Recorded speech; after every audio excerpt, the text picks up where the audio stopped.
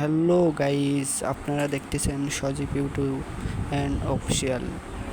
আপনারা দেখতেছেন এই পরীটা কিভাবে বানানো হয়। আপনাকে সাথে শেয়ার করা হবে এই পরীটা কিভাবে বানানো হয়। আগে অ্যাড্রেসটা বলা হোক, খুলনা ফুলবাড়ি গেট, লেবুটারি মোড়, মেজান একাডেমির সামনে। এটাকে বলা হয় নিমকি।